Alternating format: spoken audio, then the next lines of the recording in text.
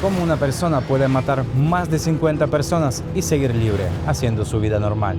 Cómo logró escapar de la justicia durante tanto tiempo en una sociedad obsesionada con el control. Que lo puede deformar hasta convertir en el monstruo que fue y cómo empezó todo.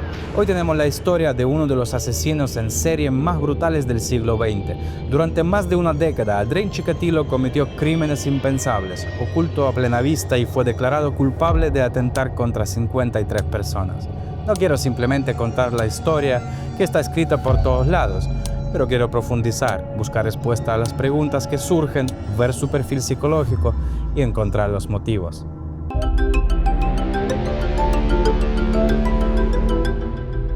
Andrei Chikatilo nació en 1936 en Yabluchne, una aldea rural en Ucrania. Era una época marcada por el hambre y el miedo. Su familia de campesinos empobrecidos vivió en carne propia las consecuencias del Holodomor, una hambruna provocada por el régimen soviético que mató a millones. En ese entorno, la infancia de Chikatilo se tornó en algo más que difícil. Fue brutal. Una leyenda familiar afirmaba que su hermano mayor había sido secuestrado y devorado por vecinos desesperados. Aunque jamás se comprobó, esa historia vivió como una fantasma en la mente de Andrei. Su padre fue capturado por los nazis durante la Segunda Guerra Mundial y al regresar fue etiquetado como traidor por el régimen. Esa mancha no era solo simbólica. En la Unión Soviética, la deslealtad de un familiar podía significar rechazo social, humillación pública e incluso limitaciones para acceder a estudios o empleo. Chikatilo creció tímido, retraído, sin amigos. Sufría de enuresis, es decir, mojaba la cama incluso en la adolescencia, algo que en perfiles psicológicos modernos se asocia a traumas profundos. Tenía una hermana menor, pero sus padres eran fríos, distantes y a veces violentos. Nadie le enseñó cómo expresar emociones, solo a reprimirlas. A pesar de su entorno, era un lector voraz. Soñaba con ser alguien, estudió filología rusa y se convirtió en profesor. Un logro notable, sí, pero también la máscara perfecta para un monstruo en construcción. Durante sus años de formación se le describe como un estudiante brillante pero reservado. Algunos de sus compañeros le consideraban extraño. No era alguien que sobresaliera socialmente ni que cultivara amistades cercanas. Algunos relatos incluso afirman que era objeto de burlas por su apariencia y comportamiento tímido, pero su expediente académico era intachable. Y fue así, silencioso y aplicado. ¿Cómo logró acceder a un empleo que le daría acceso a las víctimas más vulnerables? Los niños. En las escuelas donde trabajó, su conducta era inquietante. Las alumnas lo evitaban. Tocamientos accidentales, miradas incómodas, comentarios fuera de lugar. Fue despedido de al menos 4 instituciones. Pero nunca hubo denuncias formales, porque en la Unión de Repúblicas Socialistas Soviéticas, los escándalos sexuales se escondían bajo la alfombra. Se protegía la imagen del sistema y no a las víctimas. Lo que nadie sabía era que Chikatilo ya había comenzado a explorar fantasías violentas. Se descubrió que encontraba excitación al dominar, al asustar. A menudo salía a pasear por estaciones o mercados solo para observar a los más indefensos.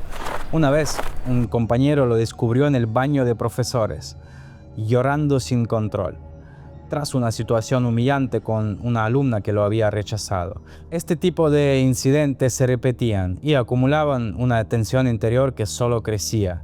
Él mismo declaró más tarde que en esa época comenzó a sentir que solo al tener control sobre alguien indefenso lograba sentirse vivo. Y esos paseos se volverían casas.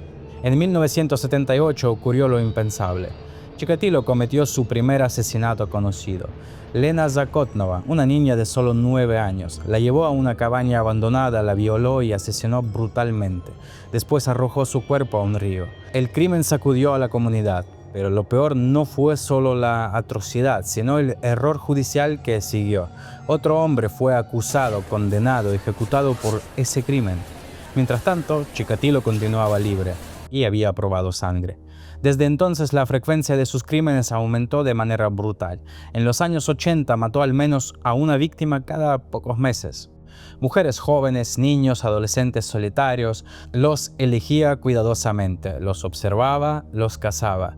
Su método era siempre similar: estaciones de tren, mercados, plazas, lugares donde los vulnerables transitaban sin rumbo. Les prometía comida, trabajo o simplemente los convencía con una mirada paternal. Y luego los llevaba a zonas boscosas o edificios abandonados, donde su monstruosidad se desataba. Los informes forenses mostraron patrones horribles, decenas de puñaladas, mutilaciones, violencia sexual.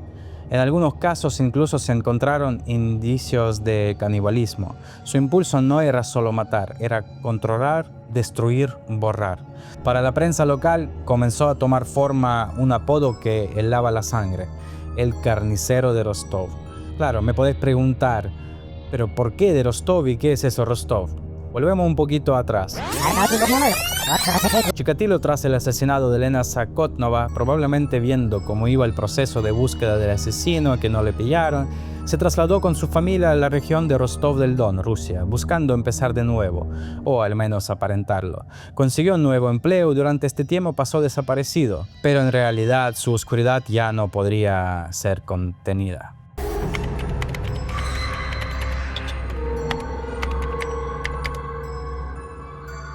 La Unión Soviética en los años 80 no era el lugar ideal para resolver crímenes en serie. De hecho, para las autoridades el concepto mismo del asesino en serie no existía oficialmente.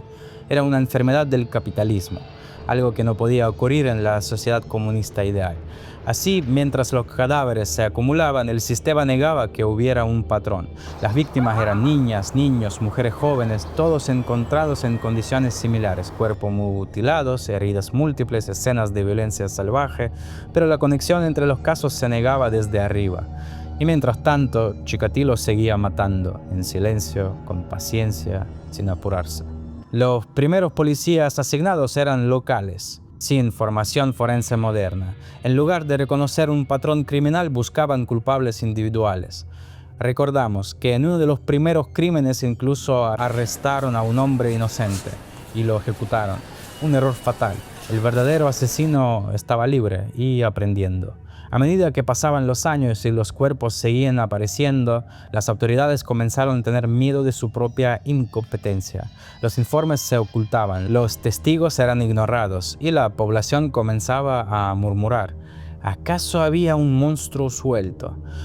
Pero no fue hasta 1985, con más de 20 víctimas registradas, que se formó un equipo especial en Moscú para investigar el caso. Entre ellos un hombre clave, el doctor Alexander Bukhanovsky.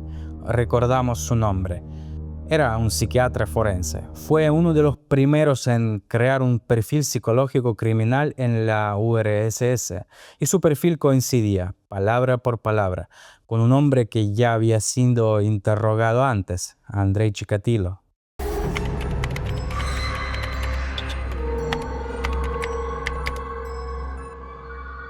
Alexander es una figura clave, si no principal, en poder descubrir al futuro quién era el verdadero asesino. Por eso merece tener su parágrafo en nuestra historia. En una sociedad donde las palabras psicología criminal sonaban a ciencia occidental y donde los crímenes en serie eran considerados imposibles bajo el comunismo, apareció una figura que se atrevió a mirar al mal cara a cara. El doctor Alexander Bukhanovsky era psiquiatra forense, fundador del primer laboratorio de psiquiatría criminal en la región de Rostov. Fue una mente brillante y a la vez incomprendida, dentro de un sistema que prefería ignorar lo que no podía controlar. Cuando el número de víctimas comenzó a superar la veintena y las pistas eran tan escasas como confiables, la policía se encontraba en un callejón sin salida. Habían gastado años y recursos persiguiendo culpables equivocados. Fue entonces cuando alguien dentro del equipo propuso una idea insólita para la URSS de la época: recurrir a un perfilador psicológico. Bukhanovsky estudió los casos uno por uno, analizó los informes forenses, los horarios, los mapas, los testimonios fragmentarios, y lo que escribió fue más que un informe, fue un retrato escalofriante.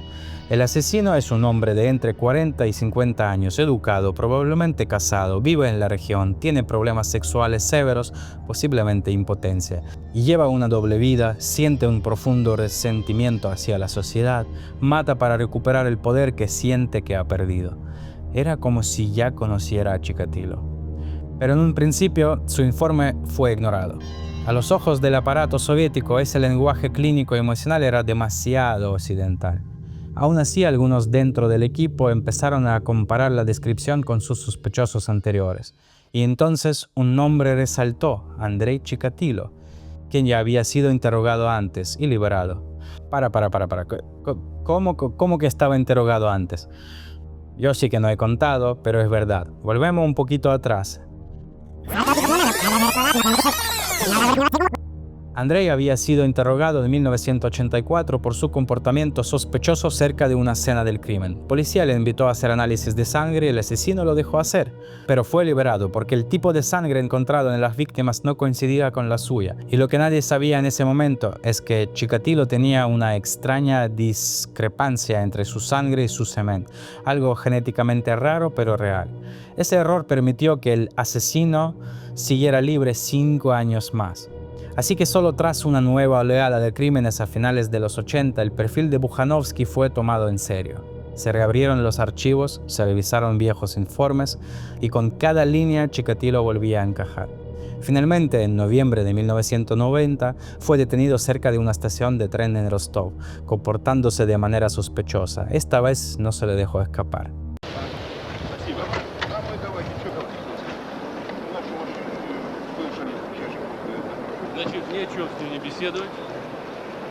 Fue llevado a comisaría y allí se empezó el verdadero reto: hacerlo confesar.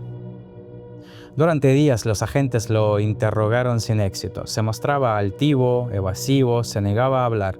Pero entonces el jefe de la investigación tomó una decisión audaz: llamar a Bujanovsky. Lo que sucedió en aquella sala es todavía al día de hoy estudiando en facultades de criminología. Bujanovsky no entró como policía, no lo trató como un monstruo, se sentó frente a él y le habló. Le habló como si entendiera su dolor, su humillación, su rabia, no para justificarlo, sino para conectar. Chikatilo por primera vez no se sintió juzgado, se sintió comprendido y entonces habló. Durante varias horas relató con precisión clínica cada uno de sus crímenes. Confesó 56 asesinatos. Incluso guió a la policía hacia los restos de víctimas que aún no habían sido encontradas. Fue como si al fin alguien hubiera abierto la compuerta del horror que guardaba el silencio desde hacía años. Gracias a Bujanovsky no solo se atrapó el asesino más buscado en la Unión de Repúblicas Socialistas Soviéticas, también se legitimó por primera vez el uso de perfil psicológico en investigaciones criminales en el país. Su trabajo marcó un antes y un después. En medio del caos burocrático, la negación ideológica y los errores judiciales, una mente racional y científica logró hacer lo que todo un sistema no pudo: ver el mal, entenderlo y detenerlo.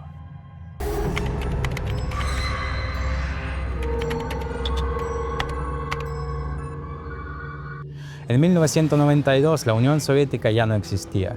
El país que lo había encubierto, que había negado su existencia, que había ejecutado inocentes por sus crímenes, se había disuelto. Pero Chikatilo seguía ahí, vivo y enfrentando finalmente la justicia. El juicio de Andrei Chikatilo fue uno de los más mediáticos, tensos y perturbadores que haya vivido Rusia. El tribunal se convirtió en una especie de teatro macabro. Las familias de las víctimas se sentaban frente a él. Periodistas de todo el país y del extranjero tomaban nota de cada palabra, cada gesto de él. Lo que veían en el banquillo no era un monstruo de pesadilla, era un hombre flaco, calvo, con gafas gruesas, un rostro anodino, un profesor retirado, pero pronto se hizo evidente que su mente seguía envuelta en oscuridad. Chikatilo se comportó de forma errática, casi grotesca, gritaba en mitad de las sesiones, se desnudaba, aullaba como un perro, se golpeaba la cabeza contra las paredes, se arrancaba la ropa, insultaba al juez, imitaba voces. Muchos pensaban que fingía, que era una estrategia para evitar la pena capital. Otros creían que después de tantos años matando, la máscara finalmente se había roto. Ante la duda, el tribunal solicitó una evaluación psiquiátrica completa. Y el diagnóstico fue claro. Estaba en pleno uso de sus facultades mentales. Sabía lo que hacía, había planeado cada crimen y era plenamente consciente de las consecuencias. Durante el proceso se le atribuyeron oficialmente 52 asesinatos, aunque él mismo había confesado más. En muchos casos proporcionó detalles que solo el asesino podía conocer. Guiaba a la policía por mapas, recordaba fechas, nombres, incluso gestos de las víctimas. Su memoria era casi quirúrgica. El fiscal lo definió como un depredador metódico, que encontraba placer en el sufrimiento ajeno. La defensa intentó argumentar trastornos mentales, pero el veredicto era inevitable. Исключите эту меру наказания и приговаривайте его к смертной казни. La sentencia, pena de muerte por fusilamiento, un disparo en la cabeza, el método habitual de ejecución en la Rusia de entonces. El 14 de febrero de 1994, en la prisión de alta seguridad de Novocherkassk, un funcionario se acercó a su celda. Chikatilo no mostró resistencia, no dijo nada heroico, no pidió clemencia, tampoco mostró arrepentimiento. Según testigos, sus últimas palabras fueron una burla hacia los psiquiatras, lo que lo habían evaluado. Murió como vivió, creyéndose superior a todos. Así terminó la historia visible de Andrei Chikatilo. Pero lo más inquietante es que su sombra sigue viva. En los libros de criminología, en las familias que aún buscan justicia y en la historia que un país que durante años prefirió cerrar los ojos antes que aceptar que los monstruos también llevan corbata, gafas y educación universitaria.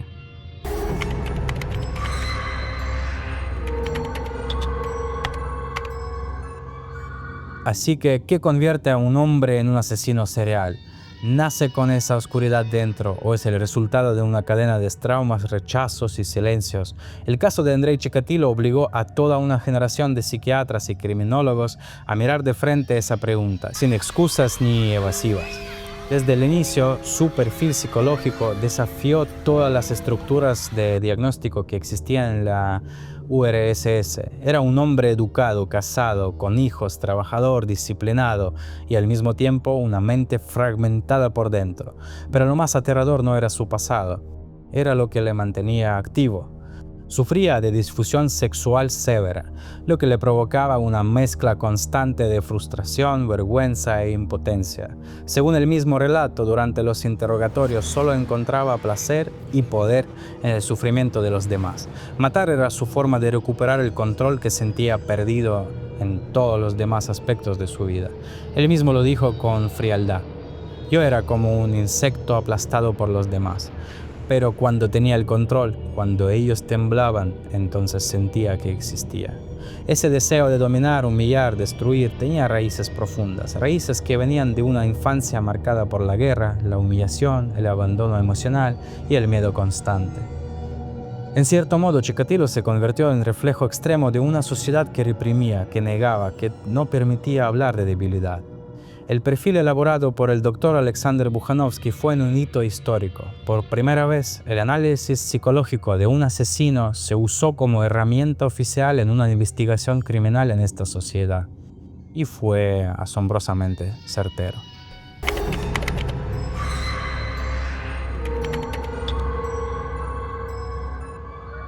El legado de su caso es en muchos sentidos doble. Por un lado, permitió el desarrollo de nuevas técnicas de investigación criminal, incluyendo el uso de perfiles psicológicos, la cooperación entre disciplinas y la necesidad de mayor transparencia en casos de crímenes graves. Pero por otro lado, dejó una cicatriz profunda en la memoria colectiva, una cicatriz que no solo tiene nombres, fechas y números, sino también preguntas sin respuesta. Chikatilo fue más que un asesino, fue un síntoma de una sociedad que por décadas prefirió el silencio a la verdad. Y esa es quizás su herencia más peligrosa. Chikatilo no fue un fantasma que se escondía en la oscuridad. No, era un hombre común, padre, vecino, profesor. Saludaba por las mañanas, corregía exámenes, caminaba entre la gente con sus gafas gruesas y una sonrisa tímida. Si quieres responderme esta pregunta en los comentarios, ¿cuántos monstruos hemos dejado crecer en silencio por no querer mirar? Y si te ha gustado el video, suscríbete al canal y dale like.